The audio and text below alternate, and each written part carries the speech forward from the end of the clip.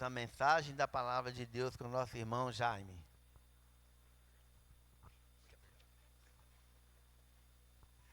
Bom dia, irmãos e irmãs. Que a graça de Deus seja com todos, amém? Vamos abrir a palavra em 1 Pedro. Primeira carta de Pedro. No 1 Pedro, capítulo 4.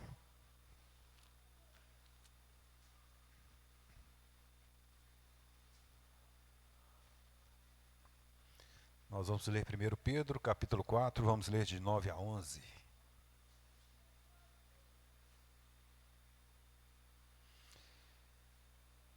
Primeiro Pedro 4, versículo 9. Sede mutuamente hospitaleiros sem murmuração. Servi uns aos outros, cada um conforme o dom que recebeu, como dons despenseiros da multiforme graça de Deus. Se alguém fala, fale de acordo com os oráculos de Deus. Se alguém serve, faça-o nas forças que Deus supre, para que em todas as coisas seja Deus glorificado.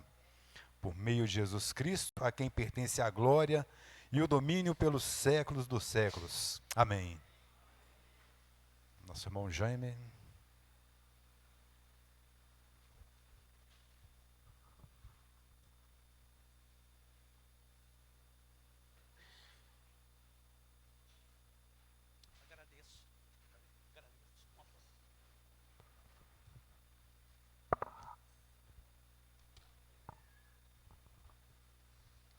Obrigado, Ricardo. Obrigado, Marquinhos.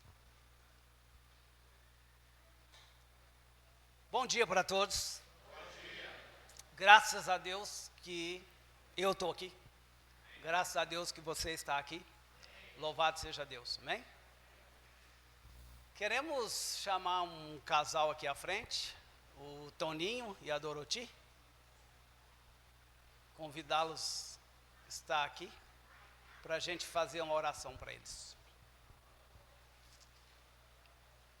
Bom quando alguém faz uma oração para a gente, né? Traz uma bênção para a gente, é sempre bom, né?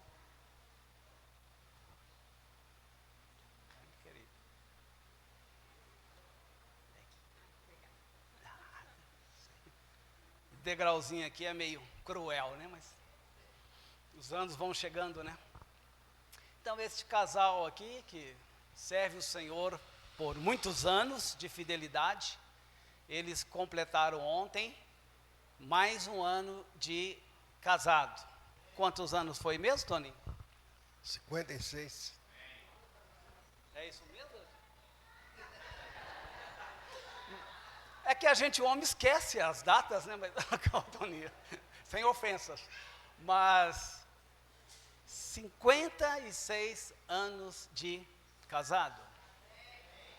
Fala a verdade. É um exemplo para a gente, não? Eu falei com ele que eu me sinto uma criança perto dele. Eu vou fazer 37. Eu ficou... Vai chegar. Mais o quê? Vai chegar lá. Se é assim... se for uma profetisa, eu recebo. Então, é bom demais. Então, nós queremos louvar o nosso Deus por deixar um exemplo vivo, uma lenda viva, né? Que é possível você estar casado com o mesmo homem, 56 anos, e com a mesma mulher, 56 anos. Nós vamos chegar lá, Ariane, como a profetisa falou aqui. Amém, amém. Queria pedir à igreja que ficasse de pé na presença de Deus. Desculpa te incomodar, se você se sente incomodado, mas é sempre bom estar em pé na presença do Criador, não é verdade? Vamos agradecê-los. Senhor, a nossa sociedade não acredita que o casamento é para toda a vida.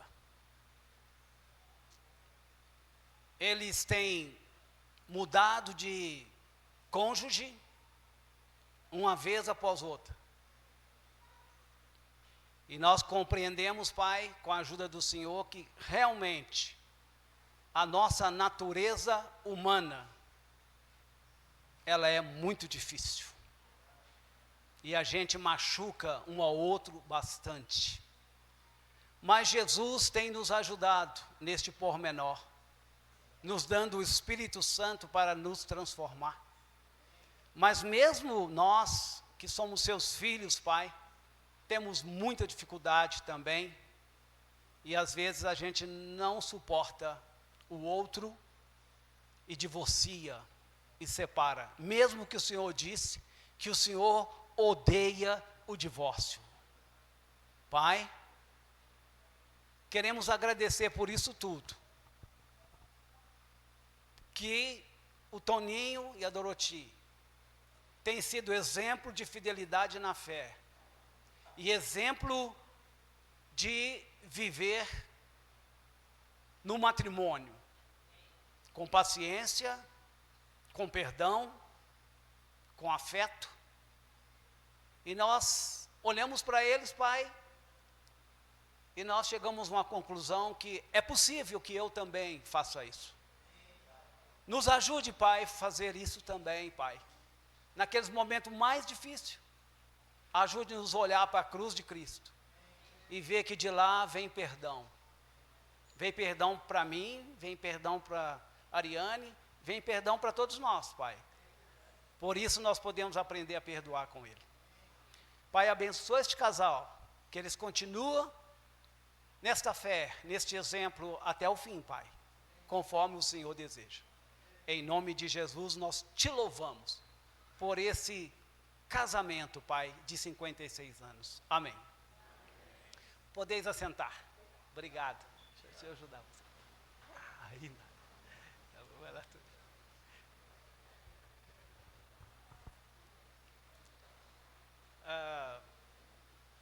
Também a Ana de Fátima, ela tem congregado, ela ficou em pé ali, né? Continua em pé só um pouquinho, tá, Ana? Ela tem congregado aqui no nosso meio, ela tem conversado bastante com as irmãs, e às vezes também eu converso com ela também, né? E ela mostrou o desejo de congregar aqui conosco, né? E, então ela preferiu não vir à frente, então, como não é obrigado vir à frente, a pessoa fica à vontade. É um pouquinho tímida, igual eu, né? Mas é assim mesmo, né? Mas queremos, igreja, que nós possamos receber a nossa irmã Ana de Fátima, né? E que Deus abençoe a vida da senhora. Tá bom? Tá bom. Deus seja louvado. Que bom. Estavam rindo bastante de quê? Mas, da minha timidez. Ninguém acredita, são incrédulos mesmo, mas vamos em frente. No fundo eu sou assim. Mas nós temos feito um propósito, e eu creio que esse propósito não é meramente humano, de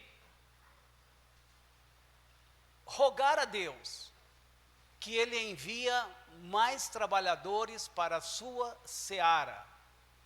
Porque como nosso Senhor Jesus nos ensinou, a seara é grande, é muito grande, mas os trabalhadores são poucos.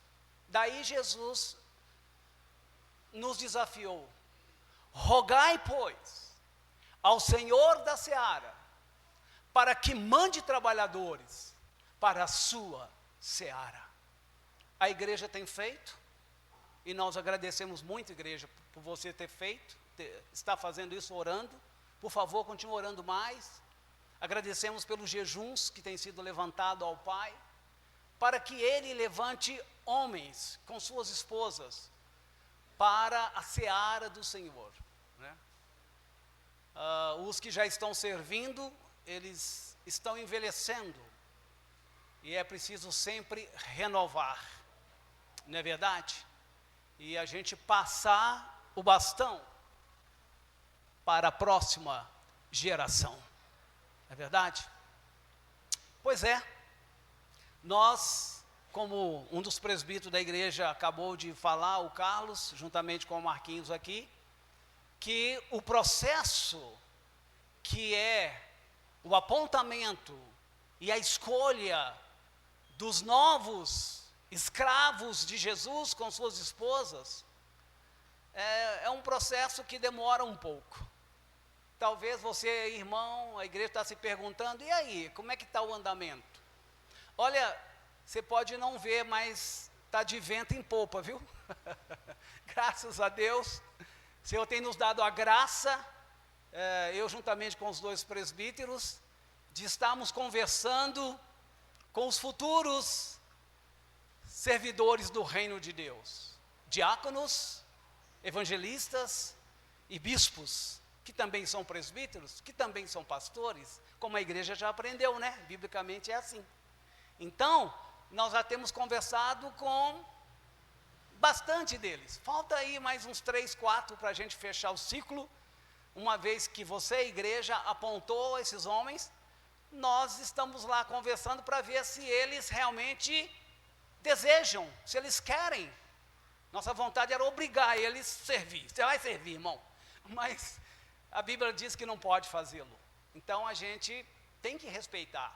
Se o casal, né, eles dizem, não, irmão, não estamos prontos. Nós não queremos, desculpa, mas a gente quer continuar usando nossos dons na igreja, mas assumir uma função de guiar o povo de Deus, de servir como diácono, de ter essa responsabilidade sobre os seus ombros, de levar o evangelho para as pessoas. Aqui do púlpito, embora não tenha púlpito aqui, mas vai chegar um púlpito qualquer dia, mas é isso. Eu não quero essa responsabilidade. E aí esse irmão, juntamente com a sua esposa, precisa ser respeitado e ninguém forçá-los a nada. Porque a ação tem que ser do Espírito Santo, a ação tem que ser de Jesus, a ação tem que ser do Pai, né? Hoje então, nós queremos, em alguns minutos, compartilhar as qualificações que Deus espera dos bispos, presbíteros e pastores, para que eles sirvam na casa dele. Qual casa somos nós? Deus habita em nós, Ele fez morada em nós, nós juntos formamos a casa de Deus. E individualmente também somos templo do Senhor, morada do Senhor. Isso é só um prédio. É verdade? Tá bom. Então, essa igreja procura respeitar o que Deus diz. Por isso eles não saem escolhendo e ordenando servidores na igreja de qualquer maneira. Não é porque eu gosto de fulano, eu acho que ele tem que ser. Agora não é o seu gostar ou o meu gostar, é o chamado de Deus para essas pessoas, né? E a gente precisa respeitar o que a palavra diz, as qualificações que o Senhor deixou prescrita para que esses homens as preenchessem, de maneira que eles podem ser escolhidos e ordenados publicamente, para que nós, a igreja do Senhor, possamos apoiar esses homens no trabalho que eles fazem para Deus, porque eles prestarão conta um dia ao Deus Todo-Poderoso. E nenhum de nós está pronto para isso, não é verdade? Então, o Pai deixou, numa carta que o Espírito Santo levou o apóstolo Paulo a escrever para o evangelista Timóteo na igreja de Éfeso, e lá no capítulo 3 dessa primeira carta, o apóstolo Paulo falou com Timóteo: Timóteo, você deve ordenar presbítero aí, mas é com essas qualificações. E deixou lá uma lista, que eu acho que você já leu, conhece, quiser lembrar, vai lá. Depois Paulo também, movido pelo Espírito Santo, escreveu uma outra carta para um outro evangelista, que é o Tito, que morava lá nas ilhas de Creta, e lá tinha muitas cidades e muitas igrejas do Senhor lá nessa ilha, uma ilha grande, Então, o Paulo falou, eu te deixei aí, Tito, para que você pusesse em ordem as coisas restantes, que constituísse o presbítero conforme eu te prescrevi. As coisas restantes lá era ter presbíteros. Ai da igreja que não constitui seus presbíteros, ela vai sofrer bastante, porque o governo da igreja, deixado por Jesus, passa pelos presbíteros. Então é preciso tê-los quanto antes, mas não sem as qualificações devidas e adequadas. Precisa respeitar aquelas qualificações. Então, você pode, essa semana, gastar um tempo com 1 Timóteo 3 e Tito capítulo 1, e você vê aquelas qualificações. Nós vamos falar de algumas aqui, né, ajudando a sua compreensão, para que a igreja faça uma escolha consciente, mediante oração e jejum, para que Deus esteja te usando e me usando naquele dia que nós vamos escolher esses homens para servir o Senhor, ok? Então vamos lá. Minha briga vai começar com isso aqui. Vamos lá. Ixi, vai mesmo. Estou errado? O que está acontecendo? Eu vou pedir ajuda a quem? Jaísa? É você mesmo, Jaísa?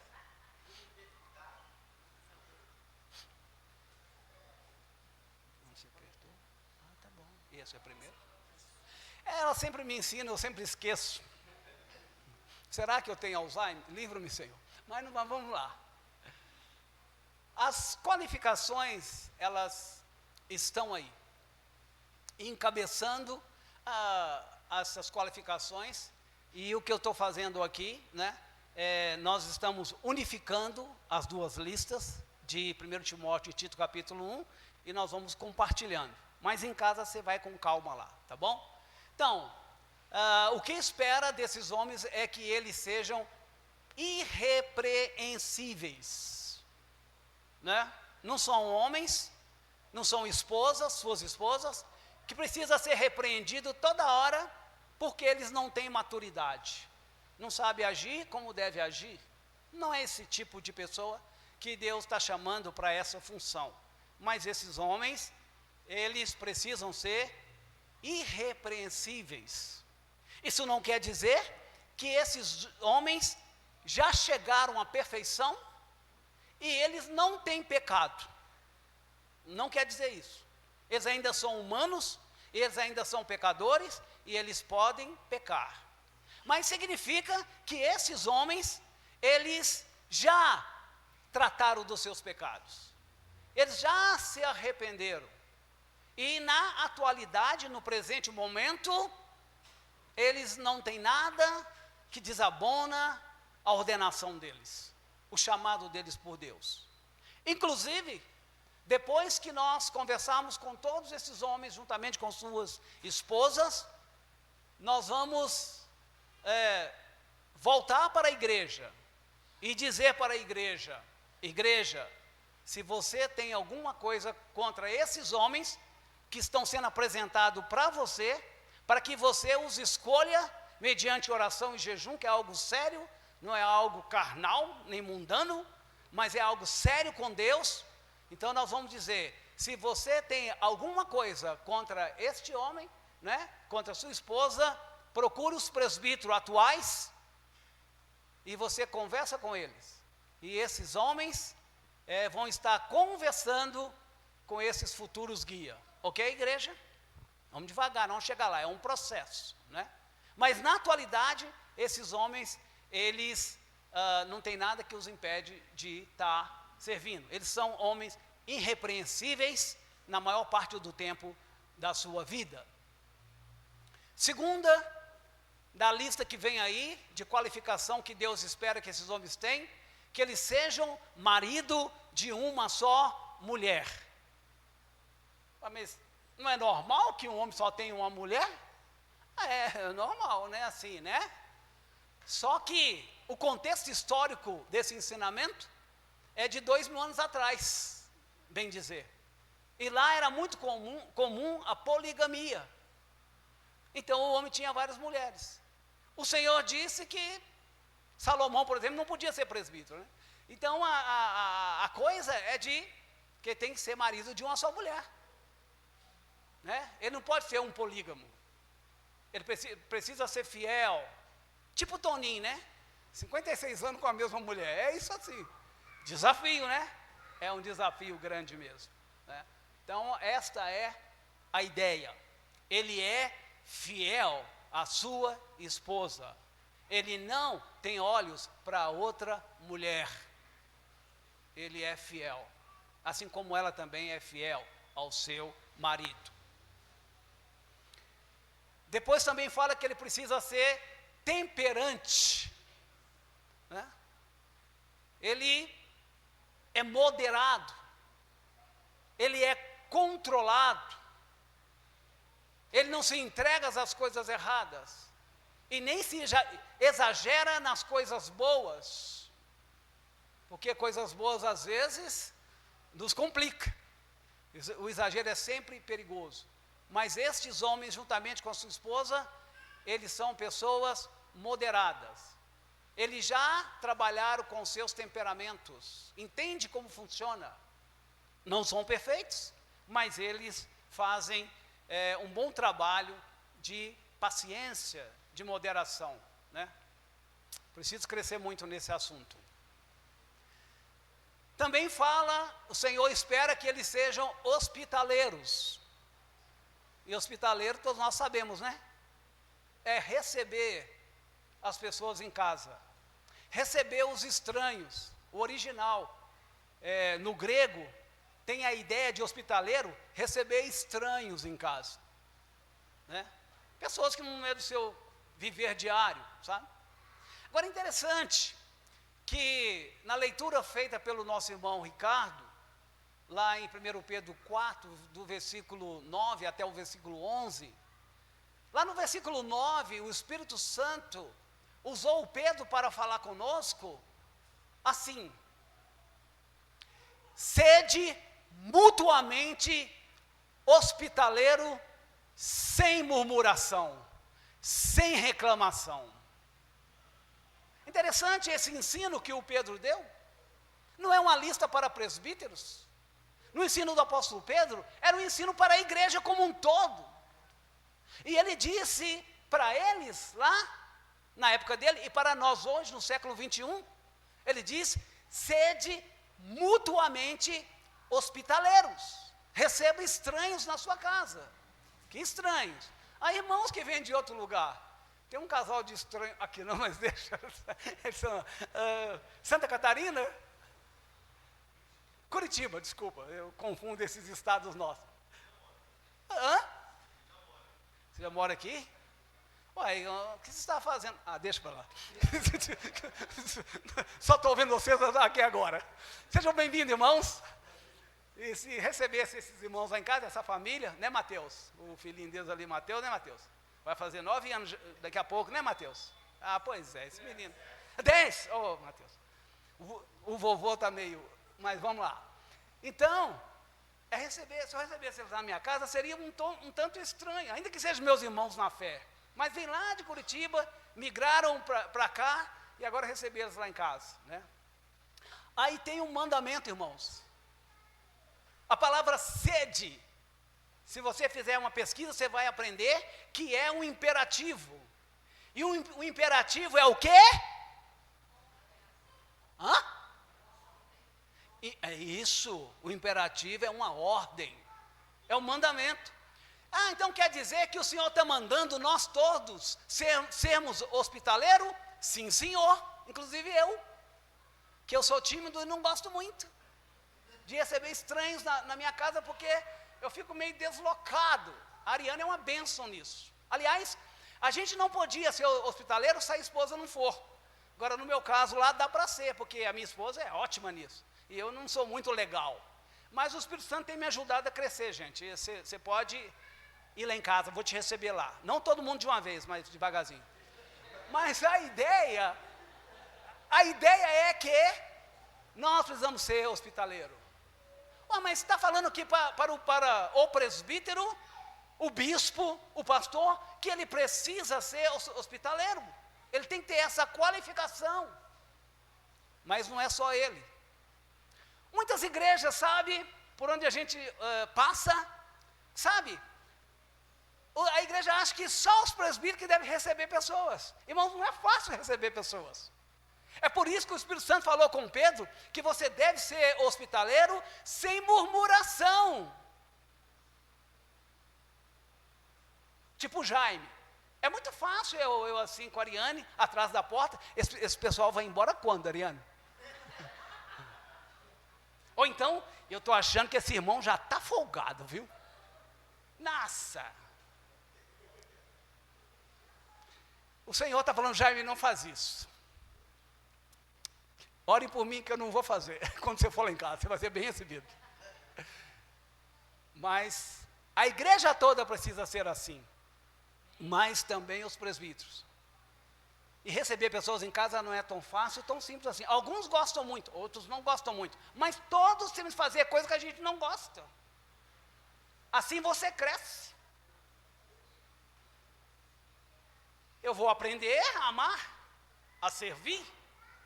Quando vocês forem lá em casa. Vou fazer sala para vocês. Geralmente meu tempo eu gosto de gastar de outro jeito, não fazendo sala para os outros. Mas fazer sala para os outros é muito bom. É muito legal, né? Não vou votar no Jaime para ser presbítero, não. É o que eu estou tentando, que vocês me livrem dessa responsabilidade, mas vamos lá. Então precisa ser hospitaleiro. Toda a igreja precisa ser e os presbíteros também. Estou tentando falar. Irmãos, alivia os presbíteros de vez em quando vier irmãos de outros locais, para que eles não se sintam sobrecarregados, para que eles possam fazer o trabalho do Senhor. Amém? Pegada mesmo. Apto para ensinar. E junto com o apto a ensinar, vem o próximo aí, que é apegado à palavra. Vamos unificá-los. O Senhor diz que esses homens, juntamente com suas esposas, devem ser aptos a ensinar. Não quer dizer que eles têm que ser professor numa classe, ou que eles têm que dar um curso, como o nosso irmão Cláudio está dando aqui para a gente, sobre a cruz de Cristo. Cláudio está nos ajudando a entender mais sobre a cruz de Cristo. Aqui é 9 da manhã. Então, esses irmãos talvez não tenham essa capacidade, esse dom, mas eles têm capacidade de falar com as pessoas os fundamentos da palavra de Deus. Eles conhecem a palavra e eles podem ensinar essas pessoas quando eles falam alguma coisa que não está de acordo com a palavra de Deus. Não precisa ser um professor, um exímio professor, mas eles defendem a fé, eles defendem a verdade. E o Senhor diz também que eles precisam ser apegados à palavra. Todos nós temos que ser apegados à palavra. E esses homens muito mais, porque eles têm a responsabilidade de conduzir o rebanho à igreja do Senhor, né? Então isso é muito, muito importante. Esses homens precisam arrumar um meio de ficar mais íntimo da palavra de Deus, apegado mais à palavra de Deus. Não dado ao vinho. Claro que ao vinho aí, nós sabemos que é o alcoolismo, não ser um alcoólatra, mas não se restringe ao vinho, e era muito comum eles beberem. Não sei se alguém pode me dizer se naquela época eles tinham lá a cachaça, o chopp, a brama, os uísques, não sei, não tenho essa informação.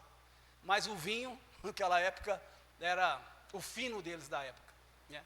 Só que a pessoa tomava bastante e acabava embriagando. E a palavra diz que embriagar é pecado. É como nós às vezes, né? Ou alguns de nós, não sei. Ah, não, mas eu tomo só um pouquinho e eu tomo socialmente e tal. E você vai tomando socialmente tanto que um dia você fica alcoólatra, apesar de um A. Então, toma cuidado com esse negócio, né? Mas cada um é cada um. O que a Bíblia diz que é pecado é embriagar. Se embriagou, meu amigo, aí já era. Tem jeito. Então, o Senhor não quer que esses servidores, eles sejam escravos do vício. Porque nós já somos ou precisamos ser escravos de Jesus. E o que te escraviza, aí você não consegue servir Deus. Porque você é escravo do vício. E ele te controla, ele te induz. Não violento. Esses homens não podem ser violentos. Eles não resolvem suas questões de maneira agressiva. E nem mesmo com as palavras que acabam machucando as pessoas. Esses homens desenvolveram a temperança, a paciência. E até entre irmãos às vezes é difícil. E você tem que ter muita paciência, senão você não vai conseguir fazer um trabalho bom na igreja do Senhor. Não violento, mas mais tranquilo. Não irascível. Não irascível. Não, marido e mulher que serve no reino não pode ser pessoas que estão sempre irados.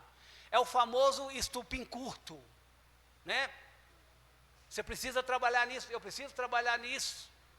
Porque eu até entendo e penso que, no geral, as pessoas são muito nervosas. As pessoas são muito agitadas, muito nervosas, né? E, às vezes, não tem domínio. Ira-se facilmente. A gente precisa trabalhar essa raiva, essa ira, né? Que acaba destruindo muitos relacionamentos na igreja e também na família. Especialmente o relacionamento conjugal. Precisa trabalhar isso. Cordato e inimigo de contendas. Eu achei muito legal. É isso que o pai está dizendo para nós, irmãos. Que esses homens precisam ser cordato e inimigo de contendas. Eles não apagam o fogo jogando gasolina, né? Eles apagam o fogo jogando água, os meios normais. Quer dizer, eles são inimigos de contendas.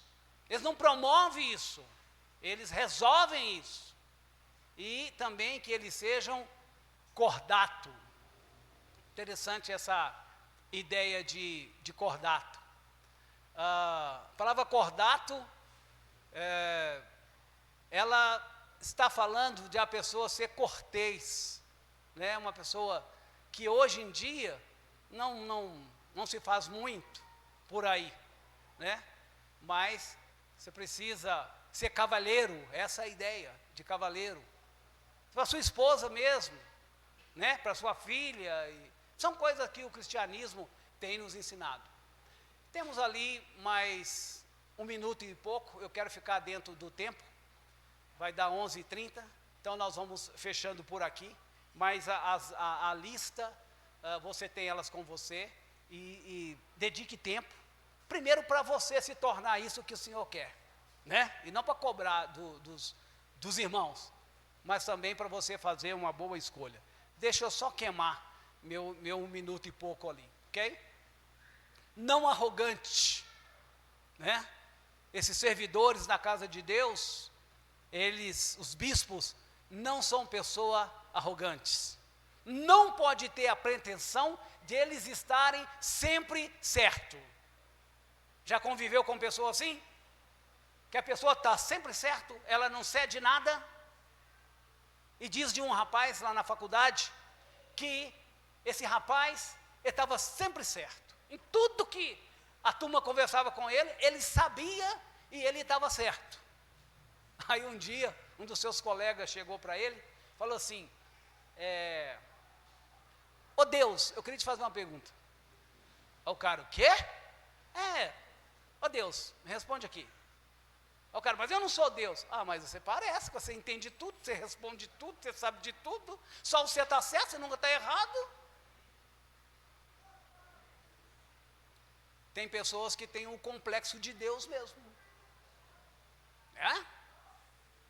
Às vezes meu marido está sempre certo, ele nunca pede perdão. Então você é Deus. Você é absoluto.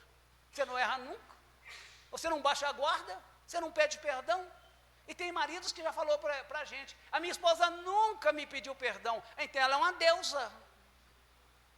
Você sabe que Deus é falsa, né? Não existe Deus, Deus é falsa. Isso é mitologia grega, né? Porque a verdade mesmo é que você só é um ser humano. Então, admitir que errou, pecou, pediu perdão, é muito bom, porque nós não podemos ser arrogantes, né? Não avarento, não é amante do dinheiro. O dinheiro não vem à frente. Inclusive, eu só vou ser presbítero se a igreja me pagar bem e muito bem, senão, ó, esquece. Né? Nós vamos falar mais para frente que os presbíteros podem ser sustentados pela igreja. E até eu diria devem, porque ele precisa cuidar do rebanho. Né? Esse é outro assunto para outra oportunidade. Né? Mas, o Senhor disse, lá em Hebreus capítulo 13, versículo 5, fala isso para toda a igreja: longe de vós toda avareza. Não é uma coisa só para os presbíteros, está para eles, mas não é só para eles, é para todos nós. Deus não quer que nós sejamos avarentos, amantes do dinheiro, senão ele se torna um Deus. E o cifrão, o dólar, não pode ser o nosso Deus. O nosso Deus está no céu. É Ele que nos sustenta, com dinheiro e sem dinheiro. Porque Ele faz aparecer peixe, Ele faz aparecer pão, Ele faz aparecer dinheiro para você pagar suas contas. É só você orar e pedir: Pai, socorre-me. Ele é seu Pai, Ele te ama, Ele vai resolver o seu problema. Você não vale o quanto a sua conta bancária tem lá. Você não vale aquilo. Você é muito mais que isso, né? Deixa Deus cuidar de você e te amar. Já deu tempo? Passou 2 minutos. Ai, agora a igreja vai me crucificar. Mas nós estamos quase terminando, mas vamos lá. Quero fechar. Quero fechar com um desafio que não pode faltar. Eu preciso de desafio e você também, para que eu cresça, né? E o desafio é esse aí. Esses requisitos exigentes da parte do Pai para conosco são parte do que torna o ofício do presbítero o trabalho mais importante do mundo. As empresas fazem uma escolha para contratar alguém, mas você não vai ver nas empresas uma exigência de qualificações tais quais essas que estão na Bíblia. Você não vai encontrar. Então, o nosso desafio é procurar nos qualificar, aprendendo e deixando o Espírito Santo nos transformar.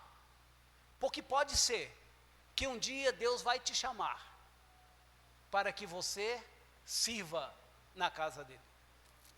Igreja, coloquemos de pé na presença do Senhor e nós vamos encerrar com uma palavra de oração.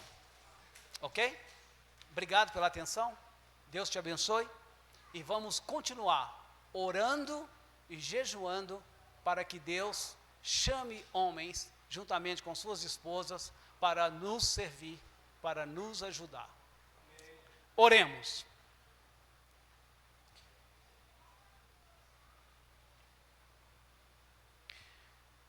Nosso Pai, tão querido, todo perfeito, todo amoroso, todo bondoso, estamos muito agradecidos pelos seus cuidados sobre as nossas vidas.